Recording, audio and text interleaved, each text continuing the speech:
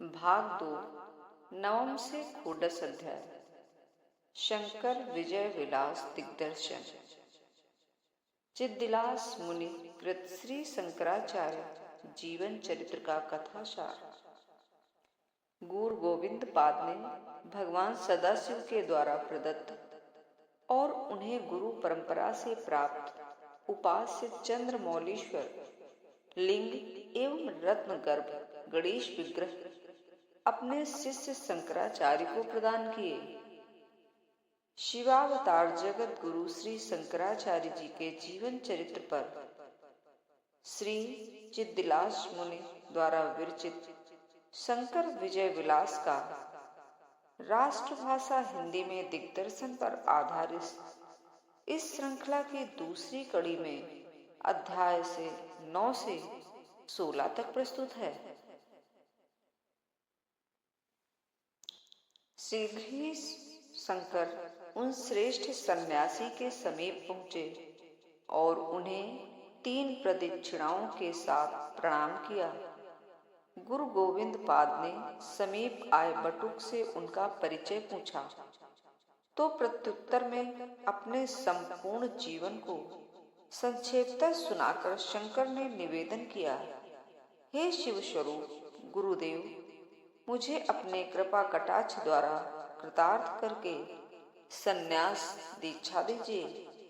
तब गुरुदेव ने अपने समक्ष बंधांजलि बैठे मुमुक्ष शंकर को साधन चतुष्टय संपन्न देखकर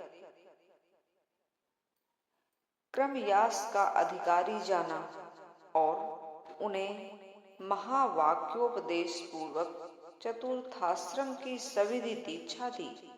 साथ ही दंड, कमंडल, काषाय वस्त्र आदि देते हुए उन्हें वेदांत विद्या एवं यति धर्म की विशेष शिक्षा प्रदान की। तदुपरांत उन्होंने अपने नए शिष्य को अपनी गुरु परंपरा का कथन किया। सर्व विद्याधीश्वर भगवान सदाशिव ने परम वैदिक अद्वैत ज्ञान श्रीमन्नारायण के प्रति कही, जो उनसे परंपरा ब्रह्मा, वशिष्ठ, शक्ति, पराशर, व्यास एवं सुखदेव को प्राप्त हुई। सुखदेव जी ने उस अमृतमय अद्वैत ज्ञान का उपदेश उन गौड़ पादाचार्य जी को किया, जो मनुष्य रूप में साक्षात ब्रह्मा जी के सदृश प्रभाव डाले हैं। उन्हीं के शिष्य हम गोविंद पाद हैं, जो तुम्हारे शंकराचार्य के प्रति अपने परंपरागत अद्वैतवाद का उपदेश या ज्ञान दे चुके हैं। हमारे गुरुदेव श्री गौड़पाद महाभाग वेद वेदांत वेत्ता जीवन मुक्त महापुरुष हैं, जो सभी उपनिषदों एवं ब्रह्म सूत्रों के यथार्थ तात्पर्य को भली भांति जानते हैं। हे शिष्य, तुम बुद्धिमान हो, उनके अनुग्रह पूर्ण पारंपरिक ज्ञान से अब परिपूर्ण भी हो। अतः अब तुम 10 उपनिषद, ब्रह्मसूत्र, गीता, विष्णु सहस्र नाम एवं रुद्राध्याय का तत्वतः भाष्य करो, जो अद्वैतार्थ का प्रकाशक हो। ऐसा कहकर गुरु गोविंद पाद ने भगवान सदाशिव के द्वारा प्रदत्त और उन्हें गुरु परंपरा से प्राप्त उपास्य चंद्रमौलीश्वर लिंग एवं रत्न गर्भ गणेश विग्रह अपने शिष्य शंकराचार्य को प्रदान कर दिए। अध्याय 10। ज्ञाननिधि श्री शंकराचार्य ने अपने गुरुदेव की आज्ञानुसार प्रस्थानत्रयी विष्णु सहस्र नाम एवं रुद्राध्याय के भाष्यों की रचना की। साथ ही सौंदर्य लहरी आदि उत्तम स्रोतों का भी प्रणयन किया। फिर वे बुद्धिमान छात्रों को पढ़ाने लगे। बहुत दिनों के बाद एक नवयुवक ब्रह्मचारी नित्य निरंजन ब्रह्म तत्व की जिज्ञासा के साथ गुरुदेव श्री शंकराचार्य जी को खोजते खोजते उनके समीप पहुंचा। दंडवत प्रणाम एवं 3 प्रदक्षिणाओं के बाद उसने अपना परिचय दिया। अहोबल नरसिंह क्षेत्र के निवासी ब्राह्मण माधवाचार्य एवं उनकी पत्नी सुशीला दीर्घ काल से निसंतान थे। लोग उनका तिरस्कार करते थे, जिससे पीड़ित होकर उन्होंने नरसिंह भगवान की शरण ग्रहण की। भगवान नरसिंह के अनुग्रह से उनके यहाँ विष्णु शर्मा नामक एक पुत्र जन्मा, जो मैं ही हूँ। मेरे माता पिता के दिवंगत हो जाने पर मैंने अपनी धन संपत्ति को छोड़ दिया। स्वयं भगवान नरसिंह देव ने मुझे स्वप्न देकर आपके पास संन्यास दीक्षा लेने के लिए भेजा है। श्री शंकराचार्य उसकी विरक्ति प्रतिभा एवं भगवान निष्ठा को देखकर उनको क्रम संन्यास का अधिकारी जाना तथा उनको सनंदन नाम देकर अपना प्रथम दंडी स्वामी बनाया। एक दिन श्री शंकराचार्य ने अपने गुरुदेव को अपने द्वारा प्रणीत सभी भाष्य ग्रंथ दिखलाए, जिससे गुरुदेव को बहुत संतोष हुआ। फिर उन्होंने अपने गुरुदेव के प्रति तीर्थाटन की इच्छा व्यक्त की। इस पर श्री गुरु गोविंद पाद बोले, गुरुदेव का चरणामृत सर्वोत्तम तीर्थ है। गुरु के मंत्रोदेश में वचन ही वेद है, इंद्रिय निग्रह ही शौच है, बुद्धि की निर्मलता ही स्नान है, विषयों से दूर रहना ही जीवन मुक्ति है, चित्त वृत्ति का निग्रह ही नियम है, सोहम की भावना ही मानसिक तीर्थाटन है, ज्ञान ही मन को निर्मल करता है, सर्वव्यापी निर्गुण ब्रह्म की सगुणोपासना क्रमशः कल्याणकारी है। तुम आत्मज्ञान के द्वारा संपूर्ण व्यथाओं से मुक्त हो जाओ। ब्रह्मवाहम की भावना करके नित्य यही हमारे समीप है, निवास करो। गुरुदेव ऐसा कह रहे थे। उसी समय भाष्यकार श्री शंकराचार्य जी की मरणासन्न माता ने अपने पुत्र का स्मरण किया। इस पर आचार्य अपने गुरुदेव की आज्ञा लेकर सनंदन को साथ लिए अपनी माता के निकट कालटी पधारे। वृद्धा माता अपने घर के दूर चूर्णी नदी के तट पर जाने में असमर्थ थी, अतः आचार्य ने अपने संकल्प से नदी को अपने घर के समीप मोड़ दिया। अम्बा माता के लिए वह चूर्णी नदी मुड़ गई, अतएव उसका नाम अम्बा नदी पड़ गया। मरणासन्न माता की अंत्येष्टि के लिए श्री शंकराचार्य जी ने क्षेत्रीय ब्राह्मणों को आमंत्रित किया, किंतु कोई ब्राह्मण उनके पास नहीं आया। इससे असंतुष्ट होकर आचार्य ने उन ब्राह्मणों को ब्राह्मणोचित स्वभाव एवं कर्म से पतित हो जाने का शाप दे दिया। साथ ही यह भी कहा कि आज से यह क्षेत्र सन्यासियों के निवास योग्य नहीं बचेगा। यदि कोई सन्यासी यहाँ रहने का दुस्साहस भी करेगा तो वह पतित हो जाएगा। इसके बाद आचार्य ने अपनी मरणासन्न माता के समीप शिव भुजंग स्तोत्र की रचना की। उनकी स्तुति से प्रसन्न होकर असंख्य शिवगण माता को शिवलोक में ले जाने हेतु प्रकट हो गए, किंतु उन भयंकर शूलधारी शिवगणों को देखकर माता घबरा गई। फिर आचार्य ने विष्णु भुजंग स्तोत्र का प्रणयन किया, जिसे सुनकर रमापति भगवान नारायण ने अपने सुंदर चतुर्भुज पार्षदों को भेजा। उन दिव्य विष्णु रूप पार्षदों के दर्शन से माता कृतकृत्य हो गई तथा उन्हीं के साथ दिव्य विमान में बैठकर सदैव वैकुंठ चली गई। तदुपरांत आचार्य भी सनंदन को साथ लिए प्रयागराज पहुंचे। अध्याय 11। त्रिवेणी प्रयागराज में उन्होंने स्नान करके ही अपने माता पिता के मोक्ष हेतु संकल्प किया। फिर वे वहीं रहकर ब्रह्म सूत्र भाष्य, योग सूत्र भाष्य वृत्ति, गीता भाष्य आदि पढ़ाने लगे। अनेक क्षेत्रीय साधु भगवान भाष्यकार के पाठ प्रवचन को सुनने हेतु आते थे। वहां सनंदन ने अपने गुरु की ऐसी अद्भुत सेवा की, जिसे देखकर अन्य महात्माओं के मन में उनके प्रति ईर्ष्या आ गई। उन सभी के मनोभाव को श्री शंकराचार्य जी समझ गए, किंतु तब उन्होंने प्रत्यक्ष कोई खंडन नहीं किया। यथा समय व्यवहार के द्वारा इन लोगों की ईर्ष्या को हम दूर कर देंगे। यह सोचकर वे मौन हो गए। उन्हीं दिनों दिवाकर नामक एक याज्ञिक अपने गूंगे पुत्र को लेकर आचार्य के पास पहुंचे। वह पुत्र न कुछ खाता था, न पीता था, न बोलता था, न सूंघता था, न ही कोई अन्य क्रिया को करता था। पिता को आशंका थी कि वह पुत्र किसी विषैले कीट द्वारा काट लिया गया है अथवा पिशाच, यक्ष, ब्रह्म राक्षस आदि से ग्रस्त है। अतः वे उस बालक को उपचार हेतु श्री शंकराचार्य जी की शरण में ले आए। आचार्य ने उस लौह प्रतिमा सदस्य जड़ बालक को ध्यान से देखा और पूछा, हे बालक, तुम कौन हो? किसके हो? तुम्हारा क्या नाम है?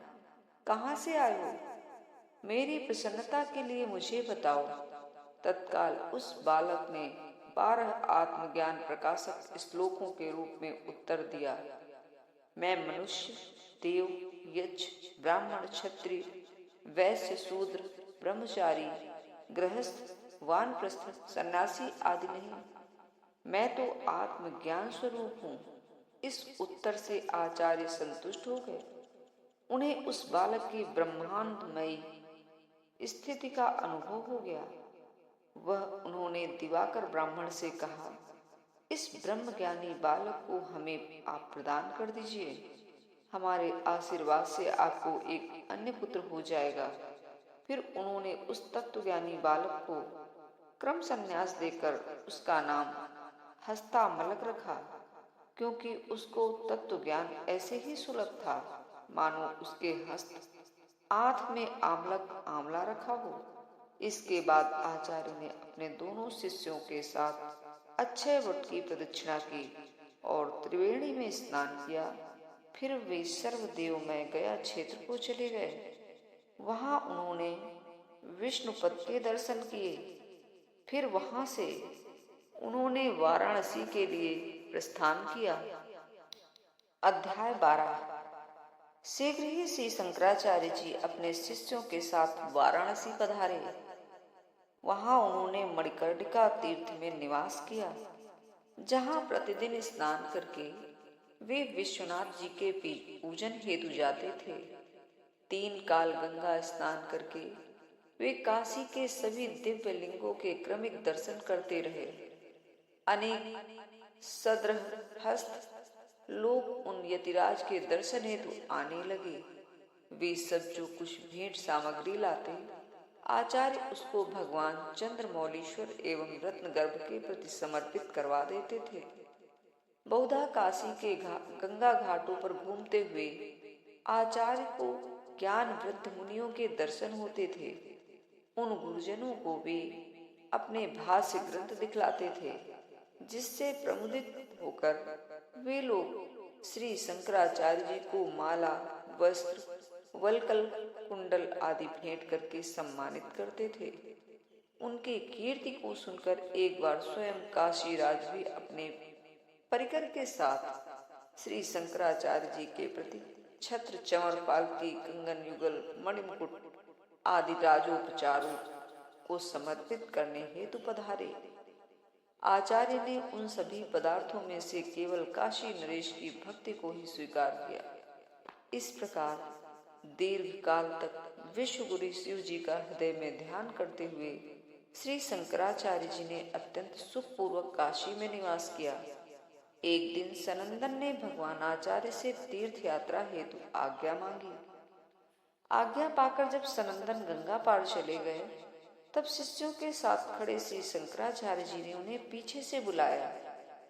गंगा जी का प्रवाह सहसा तीव्र हो गया, किंतु सनंदन उससे डरे नहीं।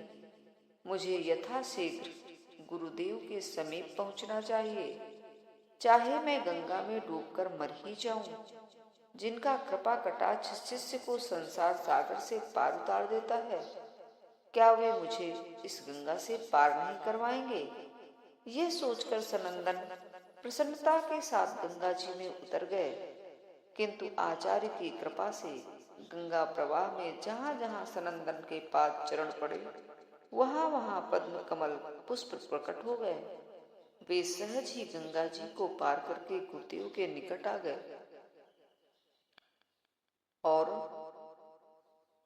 यह देखकर अन्य ईशाल सहवासियों को पश्चाताप हुआ और वे भी सनंदन का आदर करने लगे।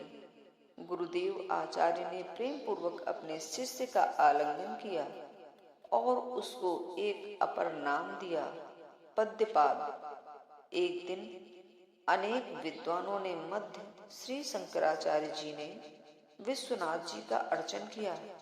तदुपरांत हाथ जोड़कर उन्होंने महादेव जी से प्रार्थना करी, हे प्रभु, यहाँ के विद्वान लोग अद्वैत ज्ञान के प्रति पूर्णतः आस्थान्वित हैं और नहीं हैं, अतः इनके समक्ष आप ही कृपया यह कहिए कि संपूर्ण वेद वाक्यों का तात्पर्य किसमें है, अद्वैत में या द्वैत में।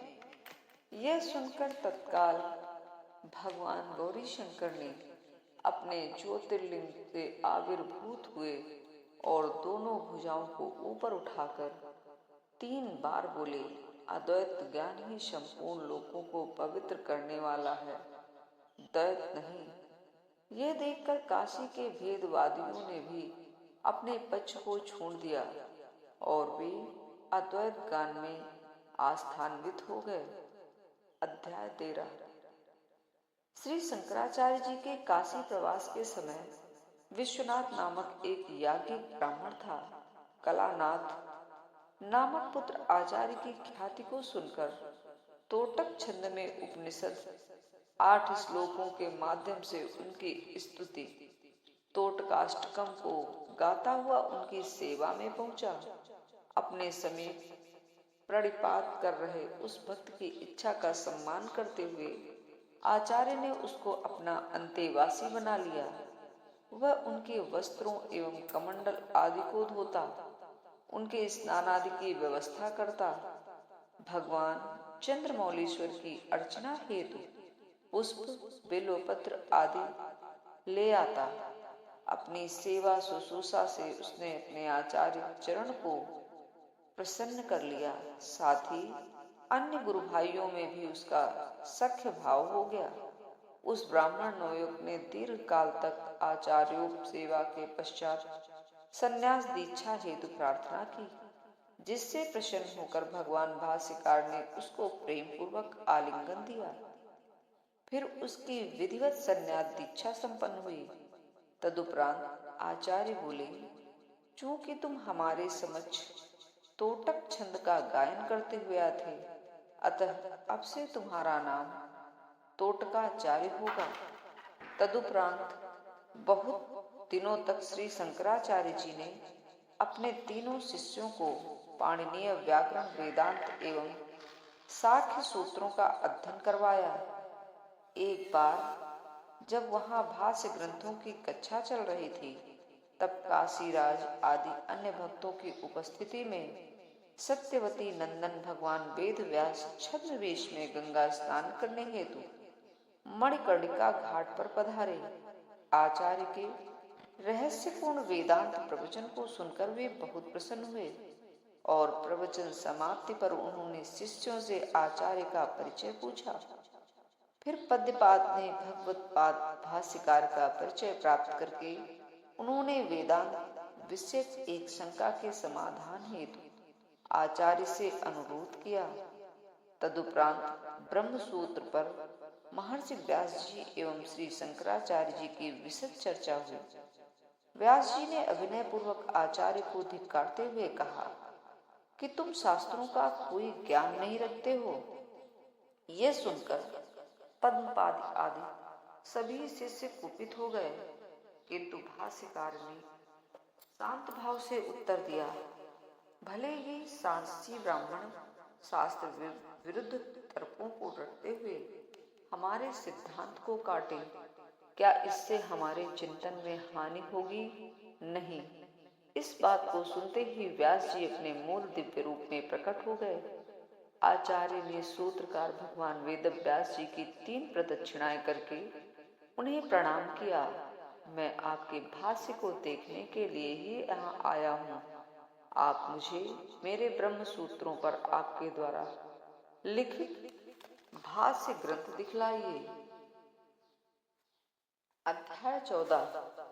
श्री शंकराचार्य जी ने महर्षि व्यास के समक्ष अपने सूत्र भाष्य को प्रस्तुत किया, जिसका अवलोकन करके महर्षि अत्यंत प्रमुदित हुए।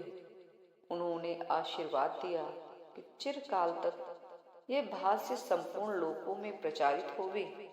फिर उन्होंने लोक गुरु ब्रह्मा जी का स्मरण किया।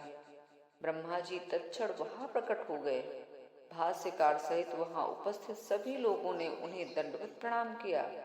जब महर्षि ने ब्रह्मा जी को वह सूत्र भाष्य दिखलाकर श्री शंकराचार्य जी को चिरायु बनाने का वरदान मांगा, तब ब्रह्मा जी बोले, हमारी ही प्रार्थना पर भगवान महादेव जी इस सन्यासी स्वरूप के माध्यम से इस धरा पर लीला कर रहे हैं। हम और विष्णु भगवान इन्हें क्या ही दे सकते हैं। ये यति रूपधारी शिवजी यथेच्छ लीला करके जब चाहें तब स्वयं कैलाश पधारें। अब हम सब इन जगदीश्वर के अधीन हैं। उस समय वाराणसी के सभी लोग ब्रह्म, व्यास, विष्णु एवं शंकराचार्य शिव इस त्रिमूर्ति के संयोग को देखकर सविस्मय कृतार्थ हो गए। तब पद्मपाद ने अपने रोषपूर्ण व्यवहार के लिए व्यास जी से क्षमा याचना की। हे भगवान, गुरुदेव श्री शंकराचार्य जी साक्षात शंकर हैं और आप साक्षात श्रीमन नारायण हैं। मैं तो आप दोनों का किंकर हूँ, क्या ही कर सकता हूँ। इस विनय भाव से व्यास जी संतुष्ट हो गए। फिर उन्होंने आचार्य को निर्देश दिया, द्वैत भेद मिथ्या है, अद्वैत ही पारमार्थिक है। आप इसी शास्त्रीय सिद्धांत का यत्न पूर्वक प्रचार करें।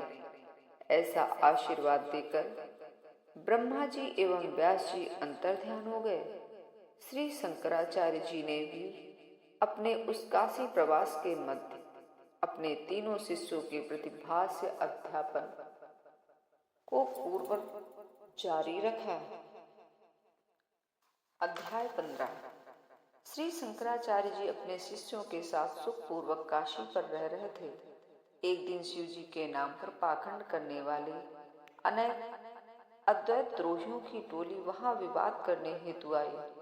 उन लोगों ने आचार्य को कहा, जब वेद पुराण आदि में अनेक बार रुद्र की श्रेष्ठता बनी कही गई है, तो आप पंचदेवों के प्रति तटस्थ कैसे रह सकते हैं। रुद्रयामल के अनुसार स्वयं शंकर जी ने दुर्वासा मुनि को अपनी श्रेष्ठता, ईश्वर रूपता एवं गुणातीतता का वर्णन करके गुणमय ब्रह्मा विष्णु आदि को उनसे गौड़ बताया था। साथ ही उन्होंने भस्म धारण, पंचाक्षर जप, शरीर पर लिंग, त्रिशूल, डमरू आदि की तप्त मुद्राओं के अंकन, रुद्रार्चन आदि के द्वारा मोक्ष बताया था। अतः हम शैव लोग सभी ब्राह्मणों के लिए भस्म, रुद्राक्ष धारण एवं तप्त मुद्रांकन को अग्निहोत्र, वेदाध्ययन आदि के समान विहित मानते हैं। कृपया आप अपने पक्ष को रखें। उनकी बात को सुनकर आचार्य ने उत्तर दिया, हम शिव तत्व को नित्यानंद स्वरूप, अनादि अनंत, निष्कल निष्प्रपंच, ब्रह्माभिन्न मानते हैं। शिव या विष्णु के नाम पर तप्त मुद्राओं का अंकन केवल एक जातियों के लिए विहित है। द्विजातियों के संदर्भ में कोई शास्त्र प्रमाण नहीं है। वेद वेदांत का अभ्यास करने वाले सदाचारियों के देह में समस्त देवता, पितर, ऋषि आदि सर्वस्त्र सूक्ष्मतः निवास करते हैं। मुद्राओं तप्त हो जाने पर यह शरीर नित्य आदि कर्मों के लिए अयोग्य हो जाता है। इसलिए अज्ञानी मत बनो। वैदिक मार्ग पर चलते हुए अद्वैय ब्रह्म तत्व का ध्यान करो। इस प्रकार समझाए जाने पर उन लोगों ने आचार्य की बात मान ली। फिर उनमें से एक ब्राह्मण बोले, स्वामी जी, मैं कुछ दिनों पूर्व ही रुद्रपुर, वर्तमान श्री शैलम, आंध्र प्रदेश के निकट से आया हूँ। वहाँ सभी शास्त्रों के विद्वान कुमारिल भट्टपाद निवास करते हैं, जो अपने पराक्रम में स्कंद भगवान की प्रतिमूर्ति हैं। बौद्धों के अध्ययन करके उन्होंने अपने बुद्धि बल से उन्हीं के मत को चकनाचूर किया और फिर क्षेत्रीय राजा ने उन्हें मृत्यु दंड दिलवाकर वहां व्याप्त पाखंड वेद विरुद्ध मत को पूर्णतः समाप्त कर दिया। वस्तुतः इन ब्राह्मण का आशय यह था कि आप ब्राह्मणों के लिए तप्त मुद्रा को अनुचित कह रहे हैं। वहां तो ब्राह्मण श्रेष्ठ कुमारिल अपने पूरे शरीर को प्रायश्चित के नाम पर चिता में तपा रहे हैं। यह सुनकर श्री शंकराचार्य जी विनत हो गए और उन्होंने भट्टपाद के दर्शनार्थ यात्रा का संकल्प किया। गुरुदेव की बात को सुनकर काशीराज ने भी उनके साथ रहने की आज्ञा मांगी, किंतु भाष्यकार भगवान ने उन्हें राज्य संचालनार्थ हेतु रोक लिया और उस ब्राह्मण को साथ लेकर रुद्रपुर की ओर बढ़ चले। अध्याय 16। कुछ दिनों बाद आचार्य रुद्रपुर पहुंचे। वहां आपने एक ब्राह्मण से मार्ग पूछकर वे नगर से बाहर एक निर्जन वन में पहुंचे, जहां भट्टपाद अपने शरीर को भूसे के ढेर में दबाए अग्नि में तपा रहे हैं। श्री शंकराचार्य जी को अपने निकट आया देख भट्टपाद बोले, हे स्वामी जी, मेरे किन पुण्य कारणों से आप मुझ मरणासन ब्राह्मण को दर्शन देने हेतु पधारे हैं? आपके आगमन का उद्देश्य कहें। आचार्य ने उत्तर दिया, आपके गौरवशाली चरित्र को सुनकर मेरा आप में अतिशय आदर हो गया है। कृपया अपने समग्र वृतांत को विस्तार से कहें। तब भट्टपाद ने सुनाया, मैंने श्रेष्ठ विद्वान ब्राह्मणों से समस्त शास्त्रों का अध्ययन किया है। फिर बौद्धों के द्वारा प्रायोजित वेद विरोध को सुनकर मैं उन्हीं के बीच बौद्ध दर्शन का अध्ययन करने पहुंचा। बहुत दिनों तक वहां रहा। एक दिन जब बौद्धों ने वेदों को बहुत गाली दी, तब मेरे नेत्रों से बहुत मोटे मोटे आंसू गिरने लगे। सहपाठी मित्रों ने जब मेरे रोने का कारण पूछा, तो मैंने झूठ कह दिया कि हमारे बौद्धाचार्यों की युक्तियों को सुनकर बहने वाले ये मेरे प्रसन्नता के आंसू हैं। किंतु उन सभी को संदेह हुआ। तब मैं वहां से निकलकर सीधे राजसभा में पहुंचा, जहां मैंने उन्हीं बौद्धों से अपना शास्त्रार्थ आयोजित करवाया। उन्हीं की युक्तियों से फिर मैंने उन्हें परास्त किया और उन्हें मृत्यु दंड दिलवाया। किंतु अपने विद्या गुरुओं की ऐसी हत्या करवाकर मुझे बहुत दुख हुआ और मैं धर्मशास्त्रों के वचनानुरूप जलती हुई चिता में बैठा गुरु हत्या का प्रायश्चित कर रहा हूँ। मेरे पुण्यों के ही कारण आप मेरे प्राण त्याग से पूर्व यहाँ पधारे हैं। इस पर श्री शंकराचार्य जी ने कहा कि सब कुछ ईश्वर की इच्छा के अधीन है। न कोई किसी को मारता है न मरता है। यही वेदों और गीता का अभिप्राय है। तब भट्टपाद की दृष्टि भाष्यकार के हाथ में विद्यमान ग्रंथ पर पड़ी। यह कौन सा ग्रंथ है? उन्होंने पूछा। आचार्य बोले, मेरा ब्रह्म सूत्र भाष्य। यह सुनते ही भट्टपाद प्रमुदित हो गए। हम सुनते थे कि किन्हीं सन्यासी ने एक ब्रह्म सूत्र भाष्य लिखा है। ओहो, वे आप ही हैं। यदि कुछ दिनों पहले आप यहाँ आते तो मैं अवश्य ही विद्वानों के साथ इस पर चर्चा करता, किंतु अब आधा शरीर जल जाने से मेरी बुद्धि स्थिर नहीं रहती। आप कश्मीर जाएं, जहाँ मंडन मिश्र नामक एक मेरा श्रेष्ठ शिष्य रहता है। उसने मुझसे जैमिनी सूत्रों का तात्विक अध्ययन किया है और वह कर्म को ही ब्रह्म मानता है। पूर्व काल में एक बार जब ब्रह्मा जी के समक्ष दुर्वासा मुनि के वेद पाठ में स्वर का दोष कर दिया, तो माता सरस्वती हंस पड़ी। इससे कुपित होकर दुर्वासा ने उन्हें मनुष्य लोक में जन्म लेने का शाप दे दिया। वहीं सरस्वती इस भूमंडल पर शोणा नदी के तट पर ब्राह्मण विष्णुमित्र के यहाँ सरस्वाणी के नाम से जन्मी। यथाकाल उसकी शिक्षा पूर्ण होने पर उसके पिता ने मेरे शिष्य से उसका विवाह करवाया। मेरे अनुरोध पर आप उसी मंडन के शास्त्रार्थ करें। यदि आपको जीत पाते हैं तो अवश्य ही आपको संन्यास देकर अपना शिष्य बनाएं और उससे अपने ग्रंथों पर वार्तिक श्लोक में व्याख्या लिखवाएं। ऐसा कहकर भट्टपाद ने श्री शंकराचार्य जी को मानसिक प्रणाम किया, क्योंकि वे उठने में असमर्थ थे।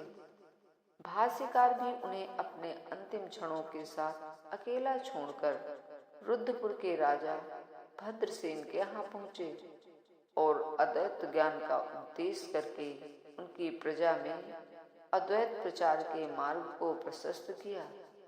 वहां एक राजकीय शोभा यात्रा निकाली गई, जिसमें